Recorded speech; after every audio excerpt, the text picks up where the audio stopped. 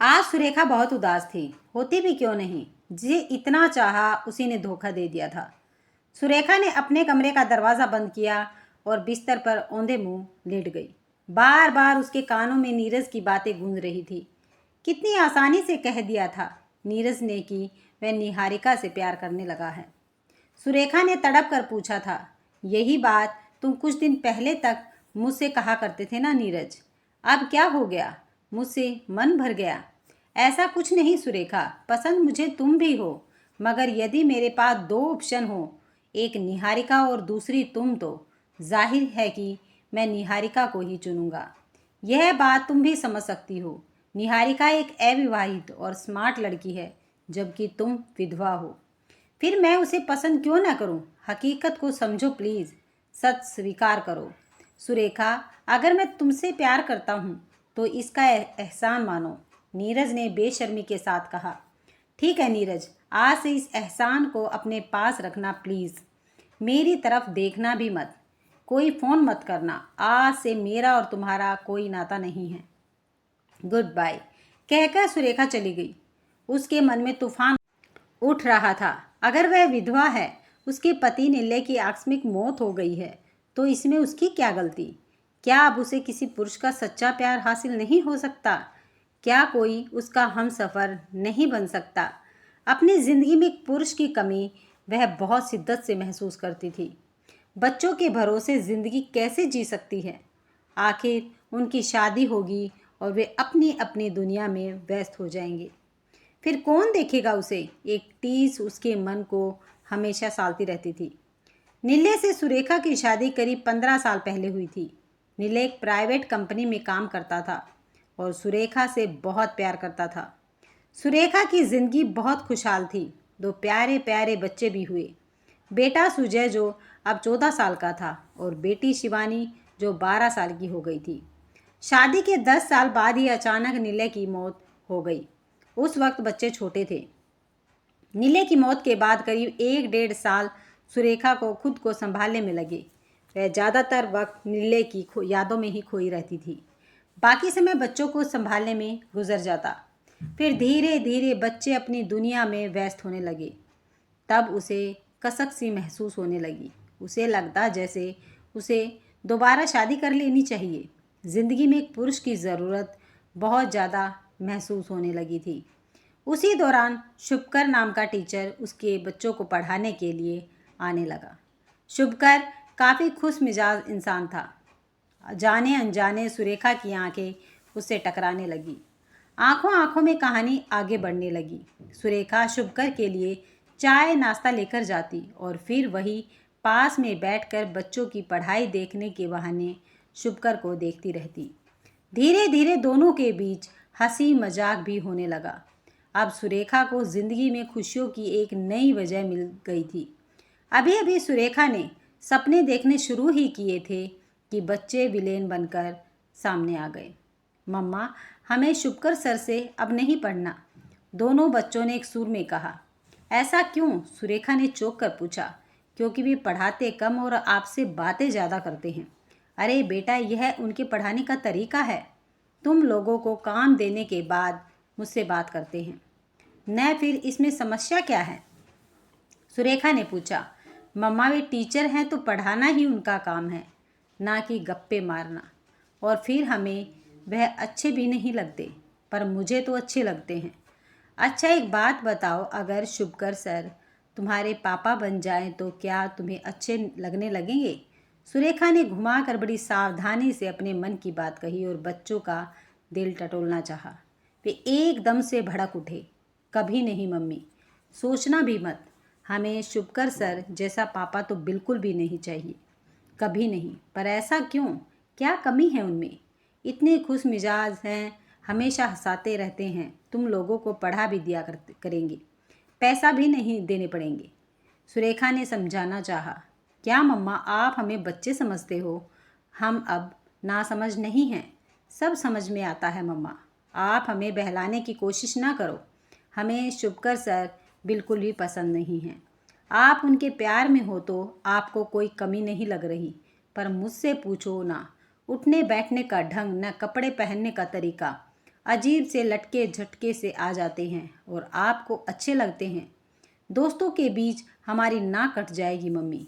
लोग हमारा कितना मजाक उड़ाएंगे कि टीचर ही पापा बन गया। नहीं मम्मी, तुम सोचना भी मत, कभी नहीं, वरना हम बात नहीं करेंगे आपसे। आपको पता नहीं स्कूल में बच्चे झक्की सर कहकर उनका मजाक उड़ाते हैं। सुजय ने आवेश में कहा। बेटे की बात सुनकर सुरेखा कुछ कह न सकी। उसे सच में पता नहीं था कि उसके बच्चे इतने बड़े हो गए हैं।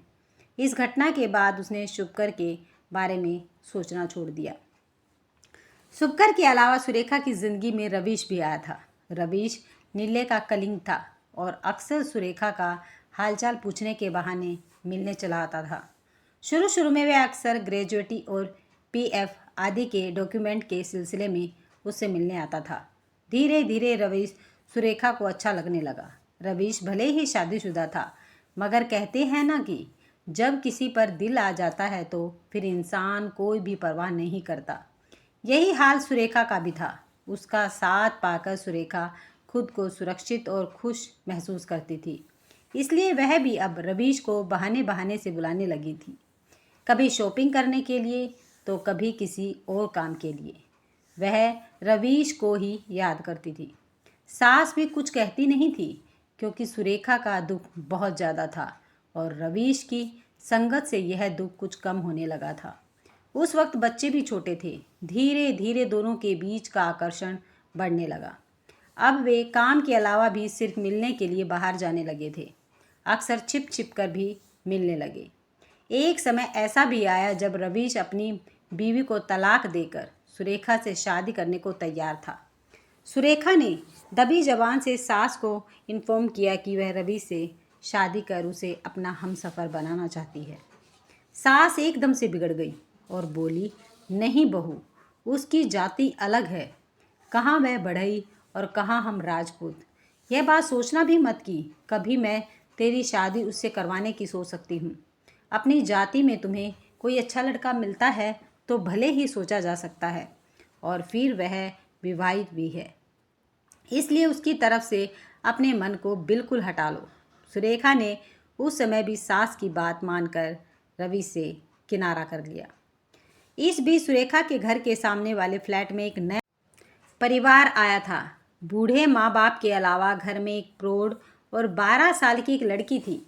सुरेखा को समझते देर नहीं लगी कि वह प्रौढ़ अपनी बेटी और माँ बाप के साथ रहने आया है। दोनों के ही मकान फर्स्ट फ्लोर पर थे। घर की सफाई आदि करते करते बरबस ही उसकी नज़रें सामने के घर की तरफ उड़ जाती थी।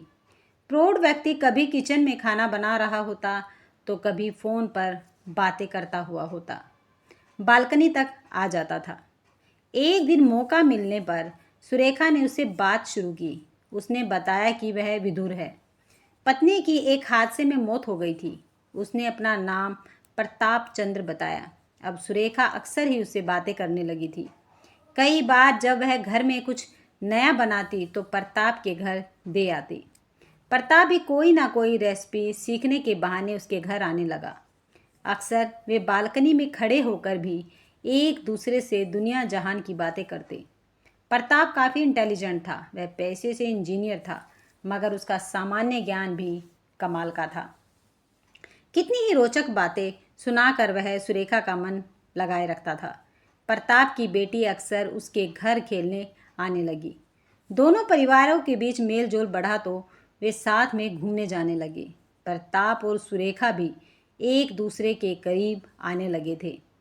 तब एक दिन सुरेखा ने अपने मन की बात सास को बताई। माँ, कैसा हो यदि मैं प्रताप से शादी कर लूँ? बेटा, मैं भी यह बात काफ़ी समय से सोच रही हूँ, मगर एक ही शंका है मन में। वह क्या माँ जी? देख बेटा, शादी ब्याह के मामले में कुंडलियाँ देखनी बहुत ज़रूरी होती हैं, खासकर तब जबकि उसकी बीवी की हादसे में मौत हो गई है। मैं एक बार उसकी कुंडली देखकर दिल की तसल्ली कर लेना चाहती हूँ। सास ने कहा, ठीक है माँ जी। अगले ही दिन वह प्रताप की कुंडली ले आई। सास ने अपने पंडित को कुंडली दिखाई और फिर रिश्ते के लिए साफ मना करती हुई बोली, बहू, पंडित जी बता रहे थे कि प्रताप की कुंडली में बहुत गहरा दोष है। उसे पत्नी सुख नहीं लिखा है। बेटा, मैं नहीं चाहती कि उससे शादी कर उसकी पत्नी की ही तरह कहीं तू भी? नहीं नहीं बहू, फिर इन बच्चों का क्या होगा? पर माँ, आज के समय में ये सब बातें कौन मानता है? मैं मानती हूँ। तू इस शादी की सोचना भी मत। सास ने एक बार फिर अपना फैसला सुना दिया।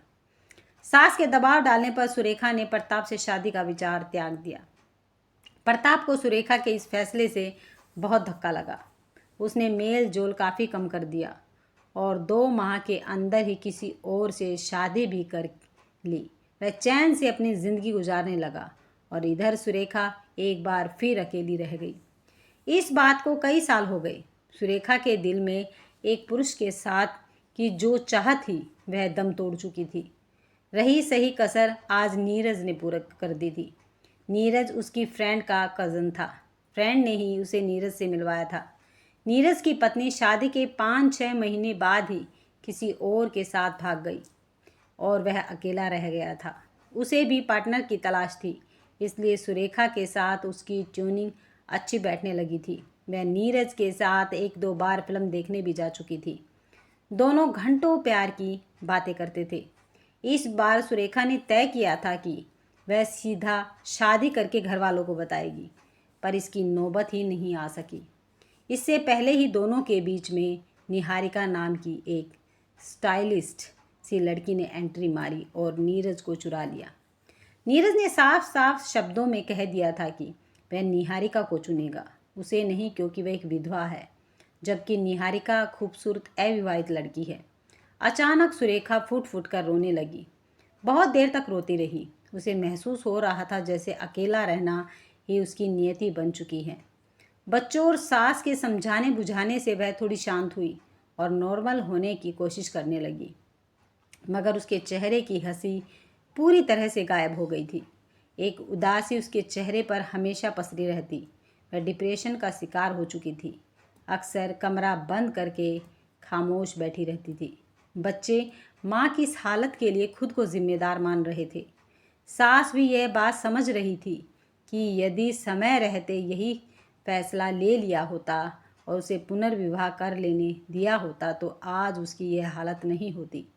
मगर अब वे केवल पछता सकते थे, क्योंकि सुरेखा ने अपनी हंसी और खुशियों से हमेशा के लिए दूरी बना ली। एक दिन सास ने प्यार से उसका माथा सहलाते हुए कहा, चल बहू, ठीक से तैयार हो जा, तुझे किसी से मिलवाना है। किससे माँ जी? उदास स्वर में सुरेखा ने पूछा। मेरी सहेली का भतीजा है, उसकी भी बीवी मर चुकी है, तेरी शादी की बात चलाई है उससे। बहुत अच्छा लड़का है, केवल विदुर या अच्छा होना ही काफ़ी नहीं है माँ। आपने उसकी कुंडली देखी है? 36 गुण मिला लिए और उसकी जाति देखी है? आपने बच्चों से पूछा है? बच्चे मना तो नहीं कर रहे और पंडित जी ने कोई दोष तो नहीं बताया? फिर यह भी तो सोचो कि लोग क्या कहेंगे। माँ जी, आप जानती हो ना कि मेरी शादी से पहले सैकड़ों सवाल आगे आ जाते हैं। उनके जवाब ढूंढते ढूंढते मैं थक चुकी हूँ। मुझे शादी नहीं करनी। सुना माँ जी, मुझे नहीं करनी शादी। मेरी ज़िंदगी में अकेला रहना ही लिखा है। तभी तो कितने ही पुरुष मेरी ज़िंदगी में आए, मगर हर बार कोई ना कोई सवाल सामने आता रहा और मेरा सपना टूटता रहा। मेरी ज़िंदगी को सुना करता रहा। अब मुझे इस झांसे में नहीं आना, नहीं करनी मुझे शादी। बस बहुत हो गया, प्लीज़ अकेला छोड़ दो मुझे। कहते कहते सुरेखा फूट फूट कर रो पड़ी। अगर आपको ये कहानी पसंद आई है तो वीडियो को लाइक, शेयर और सब्सक्राइब करना मत भूलिएगा।